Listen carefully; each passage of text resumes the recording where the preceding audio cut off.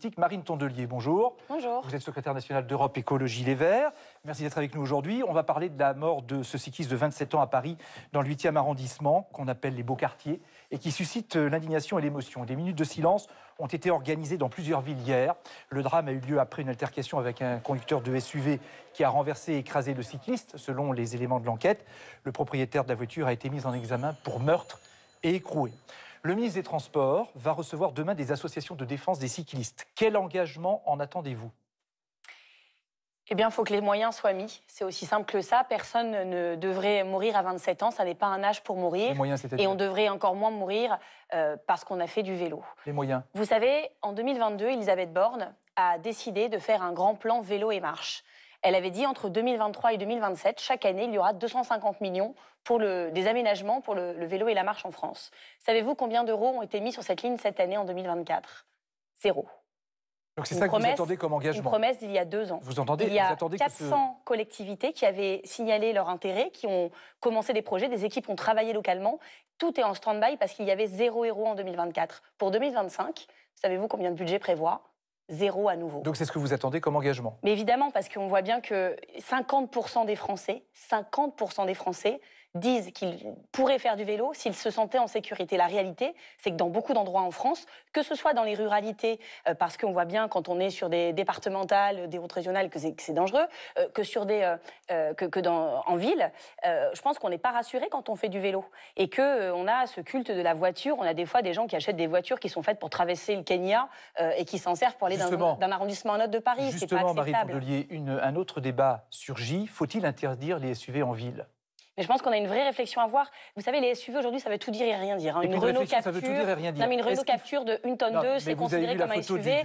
Et on voit d'autres véhicules qui n'ont rien à faire en ville. Est-ce qu'il faut interdire certaines catégories de voitures ? Je pense que la question se pose parce qu'on voit bien qu'à partir d'un certain poids, on multiplie par 2 le risque de tuer en ayant un impact. Et on voit aussi que plus la motorisation est lourde, plus c'est des moteurs puissants, plus le risque d'accident existe parce que les gens ont tendance à rouler plus vite et surtout à se sentir en sécurité dans leur habitacle. D'ailleurs, en cas d'accident, ce n'est pas eux qui sont les plus blessés, c'est les personnes qu'elles percutent. Donc c'est un vrai sujet de société, oui. Revenons à ce drame, puisque le conducteur est écroué, il a été mis en examen pour meurtre. On a entendu hier dans les rassemblements, il ne faut pas qu'il sorte de prison avant son procès. Est-ce que vous êtes d'accord avec ça ? Il y a eu 252 rassemblements hier en France, donc c'est vous dire l'émotion que ça suscite. Nous, on était à Épinal pour les journées des ruralités écologistes avec des centaines de militants écolos. Il y avait beaucoup d'émotions parce que ça pourrait être nous, ça pourrait être nos enfants. Faut-il qu'il soit relaxé ou est-ce que vous dites pour d'autres... Mais nous, on n'est pas juge. Nous, on ne va pas donner des consignes aux juges. Est-ce que la justice doit être sévère ? Mais la justice n'a pas à être plus ou moins sévère, juste elle doit faire la justice. Ce qu'on constate aujourd'hui, c'est que beaucoup de victimes de violences routières, de cyclistes, qui pourtant filment, vous savez, maintenant il y a des cyclistes qui mettent des caméras pour filmer, il y a énormément d'infractions, même de la violence routière envers les cyclistes, et ça n'est jamais suivi des faits, même quand on va au commissariat avec une vidéo. Donc je pense qu'il faut que la justice soit juste et qu'elle juge les faits. Et une meilleure prise en compte, si je vous entends. Oui, mais que ce soit suivi des faits et surtout qu'on s'assure de la sécurité des cyclistes, qu'on enseigne la conduite du vélo dès l'école, qu'on enseigne aux automobilistes aussi comment se comporter avec les vélos et qu'on fasse les aménagements, enfin, qui sont nécessaires à la sécurité des cyclistes, des piétons et des voitures. On va parler des inondations maintenant qui ont secoué le centre de la France, du Massif central jusqu'aux Alpes. Le Rhône est monté jusqu'à 6 mètres, des maisons inondées, des centres commerciaux. Il va falloir plusieurs jours pour évaluer l'étendue du désastre. La sirène de la ville a retenti pour alerter les habitants. Les rues du centre se sont transformées en rivières. Voilà, je suis bloquée dans un magasin. Ma voiture, elle est là. Encerclés d'eau, piégés dans leur voiture, ils progressent difficilement au milieu du courant. Là, vous êtes confinés, là ? Ben oui, parce que tout le bas, au rez-de-chaussée, un peu plus descendre, c'est inondé. Pris au piège par la montée des eaux, certains habitants d'Annonay doivent être évacués par hélicoptère. Ces vaches, impuissantes, emportées par les eaux du Lignon. On a des vergers un peu plus hauts qui n'ont pas été récoltés encore et qui ont trempé à la même hauteur.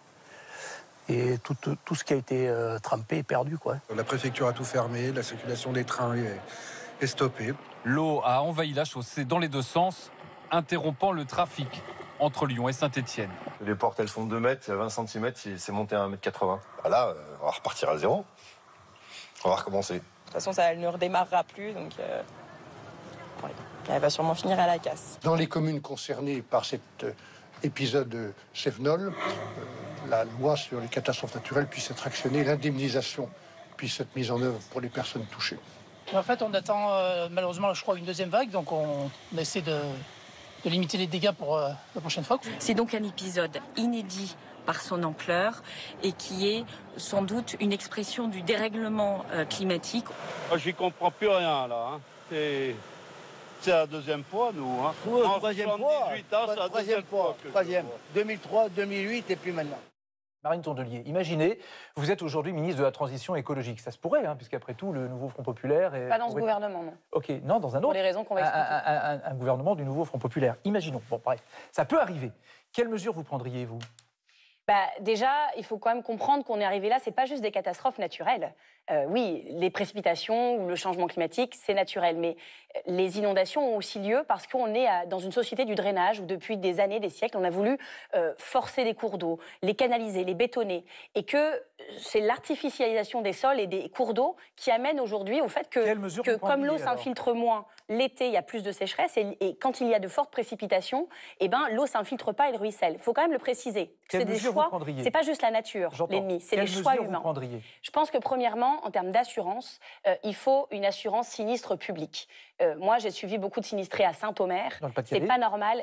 On est 1 an après, quasiment. Beaucoup n'ont toujours pas pu retrouver leur maison. Et c'est pas normal que les assurances privées, quand c'est pour faire des profits, là, ils privatisent leurs profits. Mais quand c'est des moments compliqués, ils socialisent les pertes. Ils disent « Ah ben là, on n'indemnise pas, c'est à la société de le faire ». Donc, il faut une assurance sinistre publique, que les assurances privées, qui font beaucoup de profits, soient obligées en fait, d'abonder. Je pense que ça, c'est important sur le point de vue de l'indemnisation. Mais évidemment qu'il faut maintenant qu'on se pose des questions sérieuses sur l'aménagement du territoire. Il faut débitumer, il faut re-rendre les cours d'eau sauvages. Quand je pense qu'il y a des cours d'eau qui sont enterrés parce qu'on a construit des parkings ou des routes au-dessus, quand je pense à... C'est tous les 10 ans un département français, l'équivalent d'un département français qui est bitumé. Donc ça, il faut arrêter. Et c'est... Quand on regarde les mesures que va prendre le gouvernement actuel, c'est l'inverse qui est prévu. Justement, Michel Barnier a déclaré vouloir assouplir au cas par cas la législation sur les zones zéro artificialisation nette.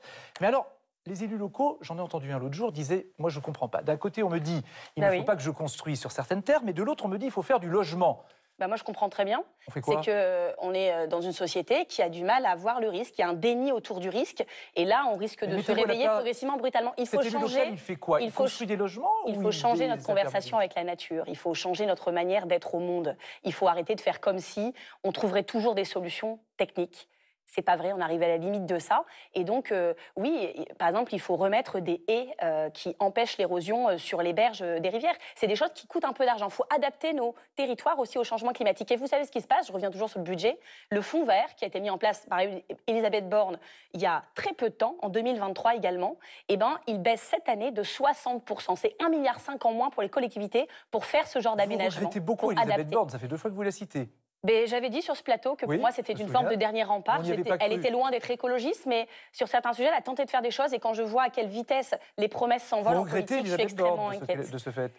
Puis peut-être que bientôt on regrettera M. Barnier parce qu'il y aura encore pire. Mais moi, je ne suis pas là pour être dans une fuite en avant du pire. Je suis là pour offrir aux Français le meilleur. C'est ça qu'on veut chez les écolos. On veut améliorer votre quotidien et préserver vos lendemains. Améliorer votre quotidien et préserver le lendemain. Et là, ils ne font ni l'un ni l'autre. Vous parliez de haies à replanter. Vous avez souvent dénoncé les remembrements, par exemple, dans l'agriculture, dans les terres agricoles. Vous avez aussi, parfois, et c'est régulièrement, pointé du doigt les agriculteurs parce qu'ils polluaient, parce qu'ils utilisaient des pesticides. C'est ni mon registre, ni mon langage, monsieur. On l'a entendu, peut-être pas chez vous, peut-être pas de votre part. Je suis petite fille d'agriculteur, vous le savez. Mais chez vous, on l'a entendu. Du Pas-de-Calais. J'ai passé énormément de temps à discuter avec les agriculteurs depuis des années. Et ils savent, quand on sort du rendez-vous, que nous, on a toujours été là pour eux et on sera toujours là pour eux. On ne fait pas de mensonges aux agriculteurs. On ne leur dit pas « continuez tout comme avant, ça va bien se passer ». Mais aujourd'hui, c'est les victimes. Mais qui se bat depuis 40 ans pour qu'ils puissent avoir des terres agricoles encore? Qui se bat pour qu'ils puissent vendre leurs produits dans les cantines? Qui se bat contre les traités de libre-échange pour une rémunération juste? C'est nous. Oui, mais Est-ce qu'ils sont les victimes? Bien sûr qu'ils sont victimes.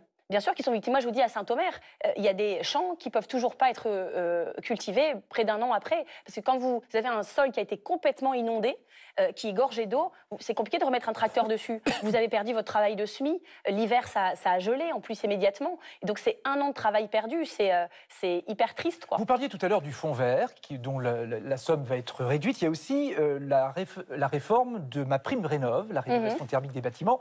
Ça va être vu à la baisse. La ministre de la Transition écologique, Agnès Pannier-Runacher, demande aux députés de l'aider à obtenir plus de moyens. Allez-vous l'y aider, vous, les écologistes?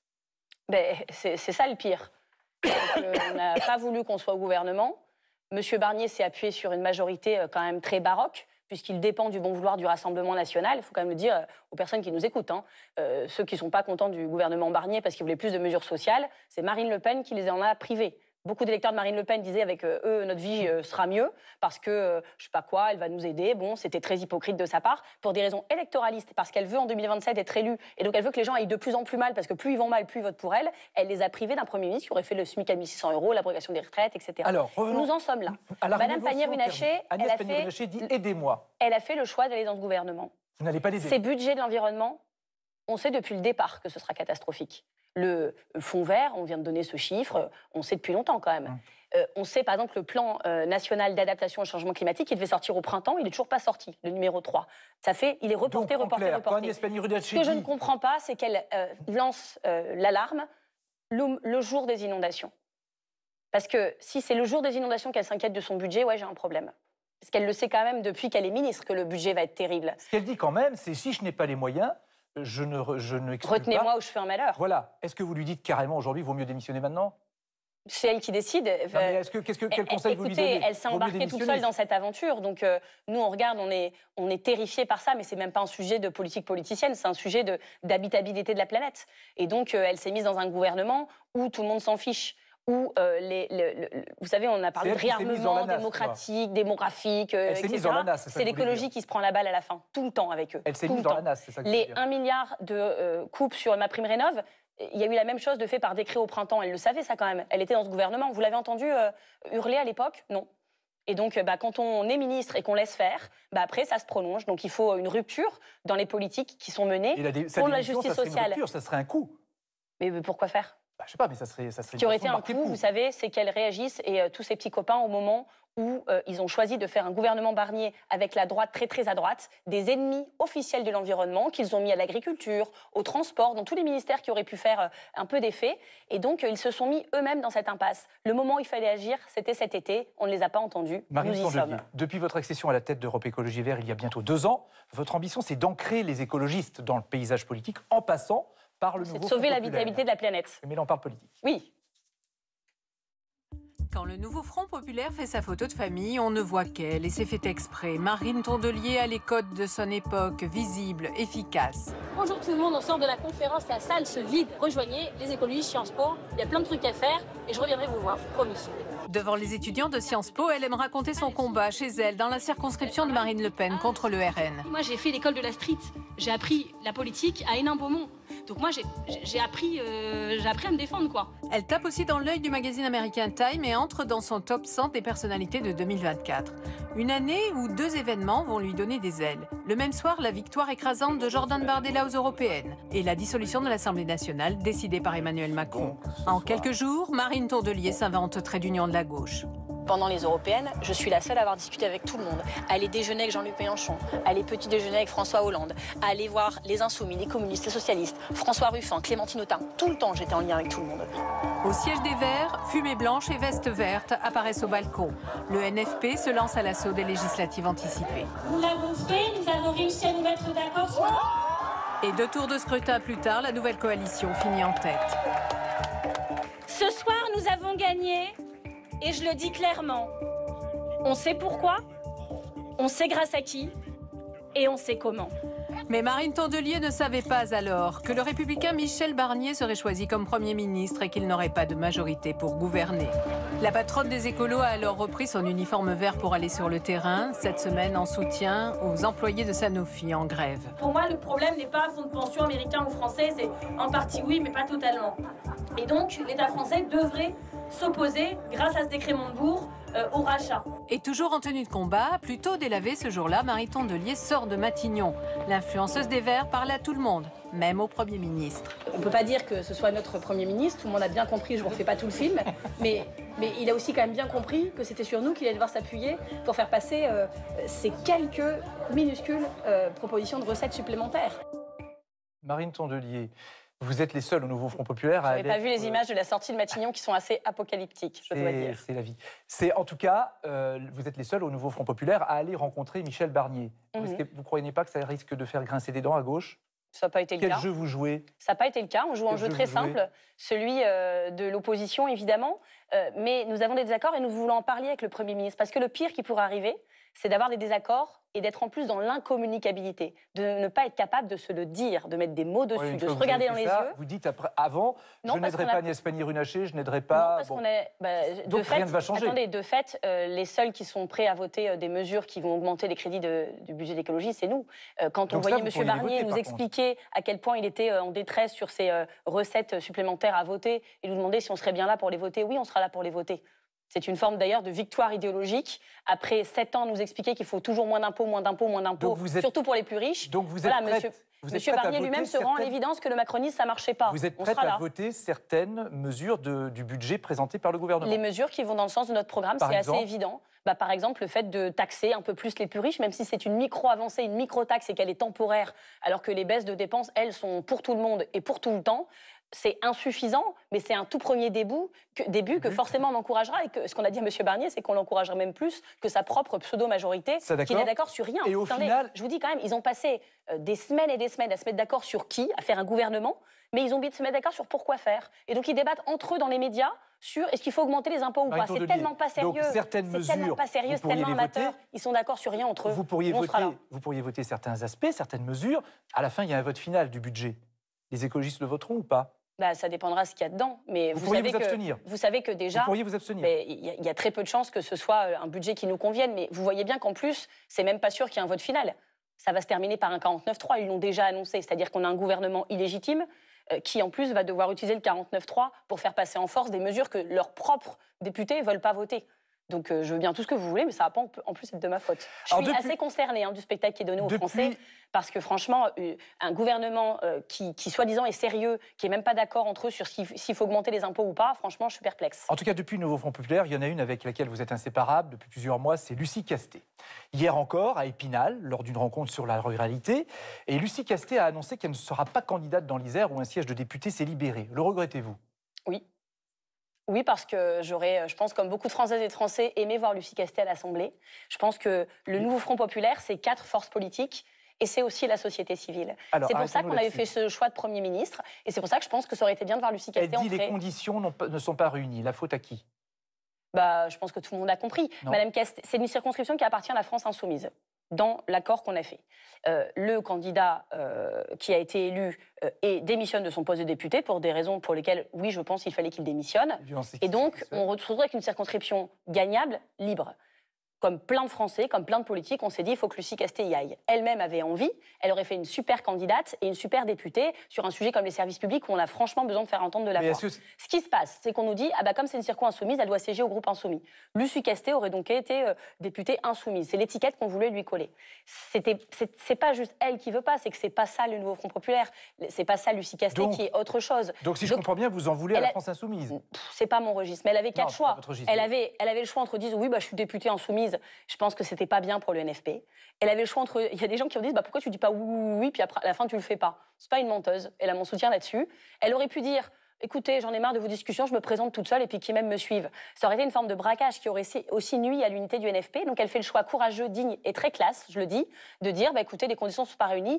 Et elle part sur la pointe des pieds, elle n'en fait pas un scandale personnel et elle met toute son énergie pour que la circo reste à gauche. Est-ce que vous reprochez donc à la France insoumise d'avoir été intransigeante sur ce J'aurais aimé que ça se passe autrement, oui. Est-ce que je vais en faire tout un cinéma? La réponse est non. Ce que j'ai à leur dire, je leur ai dit. On en a parlé beaucoup avec Lucie ces derniers jours et voilà. Il n'y a plus Lucie Casté. On a une manière féminine de faire de la politique. Puisqu'il n'y a plus Lucie Casté, est-ce que cette circonscription doit rester à la France insoumise? C'est les militants locaux qui vont en discuter. Vous savez, c'est une circonscription qui n'était pas NUPES en 2022. Elle a été gagnée en 2024. Donc il faut faire attention. J'entends. C'est une circonscription spécifique avec des quartiers populaires et que vous d'autres avez quartiers. négocié au sein du Nouveau Front Populaire en la réservant à la France Insoumise. Est-ce que vous remettez ça en cause? En juin 2024, oui. Est-ce que vous remettez ça en cause? Je souhaite qu'on se revoie très rapidement avec les 4 chefs de parti, comme on le fait une fois par semaine. C'est pas acquis que ce soit pour LFI. Je vois qu'on se veut très rapidement pour trouver la meilleure candidature possible. Qui n'est pas forcément LFI. Il faudra que ça agrée à LFI. Mais c'est pas forcément LFI. C'est une circonscription fléchée vers eux. Moi, vous savez, il y a des circonscriptions écologistes où on a fait de la place à la société civile. Boris Tavernier, qui est élu à Lyon, qui faisait des épiceries vrac dans les quartiers populaires. Pouria Amir Chahi, qui est élu à Paris, Donc il faut que ce soit une circonscription Nouveau Front Populaire, si je vous entends, pas forcément liée à un parti. C'est une circonscription qui est fléchée vers la LFI, donc il faut que ça leur agrée, mais il faut surtout trouver la meilleure solution avec les copains locaux de tous les partis qui connaissent la circonscription. Ils vont trop vite là ou quoi? Oui, c'était assez inélégant, je veux dire. On ne peut pas travailler comme ça et chacun balancer ses candidats. On a essayé de le faire intelligemment avec Lucie Castet. L'intelligence en politique, parfois, ça ne suffit pas. Il faut être intelligent pour deux, dit-on. Je pense qu'il faut, oui. Et puis surtout, il faut se préserver des méthodes de bourrin. Et ce n'est pas parce que des fois, vous n'appréciez pas un truc qu'il faut surenchérir en étant encore plus bourrin. Nous, franchement, on va être constructifs, on va chercher la solution. C'est ce qu'on a toujours fait chez les écologistes. C'est ce que Lucie a adopté aussi comme attitude. Et je trouve que c'est très digne et très classe. Vous avez l'impression qu'aujourd'hui, tout le monde tient encore à Lucie Castet, à Matignon? Je pense que la rencontre entre les Français et Lucie Castet s'est très bien passée. Oui, les sondages de notoriété le montrent. Avec Emmanuel Macron, moins, mais ça, c'est plutôt tout à son honneur. Vous avez l'impression que tout le monde veut encore Lucie Castet? Oui, parce que le NFP, c'est des partis politiques et c'est la société civile. Et on ne peut pas se priver de la voix principale de la société civile. Il faut même l'amplifier. Mais tout le monde est sur la même ligne. Il y ait plus de monde. Lucie oui, Castet. je pense. On va retrouver Olivier Perroux, grand reporter politique à l'Express, pour sa carte blanche. Rebonjour Olivier.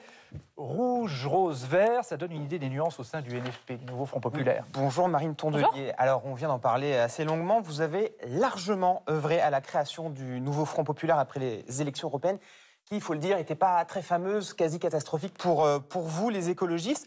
Malgré cela, 38 députés écolos ont été élus à l'Assemblée nationale. On a capacité à se relever assez vite chez les écologistes. Et surtout, est-ce que sans le NFP, vous, les écologistes, vous ne seriez plus grand-chose, non? Écoutez, ça fait 40 ans qu'on est là, il y a eu des hauts, il y a eu des bas. Je pense qu'on sait les enjeux environnementaux, on en a parlé toute la première partie de cette émission. Je vous en remercie, ça fait du bien de parler de fond, c'était intéressant. Toujours chez nous. Et donc, vous voyez bien qu'on ne peut pas se priver d'un parti écologiste en France. Et que nous, c'est jamais l'adversité qui nous a effrayés. Vous voyez, je passais le week-end à Épinal à travailler sur les ruralités écologistes avec des centaines de militants qui se battent dans les endroits les plus difficiles du territoire. Oui, on aurait continué. Alors, on est fait de ce bois-là, on est moins déstabilisable que la moyenne figurée. Voilà, justement, ça ne nous empêche pas d'être là dès le lendemain. Vous répétez sans cesse que vous êtes un lion, un trait d'union entre le... Alors là, j'aime pas trait d'union, parce que moi, je ne suis pas de la ponctuation. Alors, un lien peut être un moteur à énergie 100% renouvelable, entre le Parti mais socialiste... voilà, on n'est pas juste un trait d'union. Vous répétez être un lien entre le Parti socialiste et la France insoumise, qui, eux, se concurrencent au NFP. Puis on vient de l'entendre, là, vous distribuez un peu des baffes aux uns et aux autres. Ah bon vous choisissez moi, je me suis trouvée très soft. Les bourrins, on a bien entendu. Vous choisissez... ceux qui veulent se reconnaître, se reconnaissent. Si je peux juste finir ma question. Vous choisissez tantôt l'un, tantôt l'autre pour mieux en profiter, être élu aux européennes et aux municipales C'est une manière assez désagréable de présenter les choses parce que vous voyez, les écologistes, ils sont écologistes. Ils ne se déterminent pas en permanence selon est-ce qu'ils seraient plus proches des insoumis ou plus proches des socialistes. On se détermine par nous-mêmes parce qu'on sommes écologistes. Et le fait d'être toujours, en tant que femme politique, je suis la seule femme chef de parti. Chacun de mes faits et gestes qui portent l'écologie, les décisions construites dans mon parti, est analysé sur est-ce que c'est un signe donné vers les insoumis, un signe donné vers les socialistes. Je m'en fiche. Ce n'est pas mon sujet. Je suis écologiste et je veux porter l'écologie. Ne parviennent pas à comprendre, c'est à l'Assemblée nationale. Le groupe écolo a accueilli les purgés, ceux qui ont été purgés par Jean-Luc Mélenchon, comme François Ruffin ou Alexis Corbière. Est-ce que justement vous ne craignez pas d'être un peu attrape-tout et de perdre un peu votre identité en recevant les déçus du socialisme ou les déçus du mélenchonisme? C'était des personnes avec qui on travaillait depuis longtemps, par ailleurs. Moi, François Ruffin, je le connais depuis longtemps. Clément Tegnotin, on se voyait régulièrement. Et donc, ce qu'on a montré, c'est qu'on savait travailler avec tout le monde. Vous savez, les écologistes sont sensibles à la biodiversité. On pense que la diversité est une richesse et que ce qui fait la force du NFP, c'est pas juste que nous, on est dedans. C'est qu'on est plusieurs à être dedans. Et donc moi, je passe pas mon temps à dire les insoumis sont trop insoumis, les socialistes sont trop socialistes. Le NFP marche parce que tout le monde est là. On parle à des électorats différents et on est assez intelligents pour le faire ensemble. Quand vous avez pris la tête du parti en 2022, au lendemain d'une présidentielle qui était un peu difficile aussi pour Yannick Jadot à l'époque, vous aviez lancé l'idée d'un grand mouvement écologiste qui dépasse Europe Écologie Les Verts, avec 1 million de sympathisants. D'ici 2027. Ça a fait pchit un peu. Absolument pas. Alors vous voulez tout voir négativement, j'ai bien compris. Vous n'entamerez pas ma détermination. J'avais dit 1 million d'adhérents pour 2027. Nous sommes en 2024. Et figurez-vous, mais j'imagine que vous allez vous en réjouir, en 2 ans, on est arrivé à un record historique d'adhérents chez les Verts. Je vous rappelle qu'en 2017, on était 4 000 adhérents. Nous sommes, à l'heure où je vous parle, 18 000 adhérents. Le record de notre mouvement, c'était 15 000 adhérents. Attendez, vous ne me laissez pas finir. Vous voulez à tout prix arriver à votre point. Les écologistes sont nuls, ok, on a compris. Vous savez combien on est de soutien dans notre parti aujourd'hui? 200 000. Voilà. 200 000 personnes qui ont rejoint le parti comme soutien. Et donc, c'est le début du chemin. Et j'engage toutes celles et ceux qui nous regardent à nous rejoindre. C'est à partir de 1 € sur les écologistes.fr grâce à M. Pérou. Et il y a du boulot vu tout ce qu'on vient de voir. C'est à ça qu'on veut travailler. C'est aux inondations, à l'adaptation, à la santé environnementale. Pour la prochaine présidentielle, en 2027, Olivier Faure, le patron du Parti socialiste, il propose une candidature unique de la gauche et des écologistes. C'est Olivier Faure qui propose ça? Et lui, oui, il a proposé ça. Et lui, il exclut clairement, néanmoins, Jean-Luc Mélenchon. Alors, vous avez une vision très très partielle des choses. Non, c'est vrai, la première qu'il a proposée s'appelle Marine Tondelier. Mai 2023, dans le journal du dimanche. Non, mais c'est pour montrer aux téléspectateurs que c'est pas très impartial comme interview. Mai 2023, je dis qu'il faut une candidature unique de la gauche et des écologistes. Je suis la première à le dire. Et j'ajoute de dire que je ne fais pas du fait que cette candidature soit issue de mon camp un préalable. Parce que tout le monde va dire oui, il faut être unique. Bon, par contre, c'est moi. Son préalable, c'est sans Jean-Luc Mélenchon. Est-ce que le je pense que quand on commence à faire des préalables, on se recroqueville. Et si tout le monde met que des préalables, il n'y aura même plus de point d'intersection. Donc, nous devons d'abord nous engager, 1, pour une candidature unique. 2, chacun doit accepter le fait que potentiellement cette candidature ne vienne pas de ses rangs. Et ensuite, on doit se mettre d'accord sur quel projet. On a déjà bien avancé là-dessus. Et sur quelle méthode de désignation. C'est aussi simple que ça. Et ça peut passer par des primaires? Pour moi, ce n'est pas la meilleure des solutions, mais à un moment, si on doit en arriver là, il faudra le faire. Il faudra bien qu'on choisisse. J'aimerais qu'on puisse faire autrement parce que je sais ce que peuvent produire aussi. Au sein du nouveau Front populaire, par exemple. Il faudra même qu'on soit un peu plus large. Potentiellement, le nouveau Front populaire, c'est un accord électoral. Là, il va falloir embarquer la société, les syndicats, les associations, la société civile. C'est non pour Jean-Luc Mélenchon, la primaire. Mais oui, mais aussi un préalable. Nous ne mettons pas de préalable. Nous voulons y arriver. Et on ne va pas faire une petite lutte d'hégémonie. On est là au service du collectif. Si Jean-Luc Mélenchon est candidat à cette primaire, vous dites oui, bienvenue. S'il dit qu'il ne fait pas de sa candidature un préalable à la fin, oui. Merci Olivier. Merci Marine Tondelier d'avoir accepté notre invitation dans Dimanche en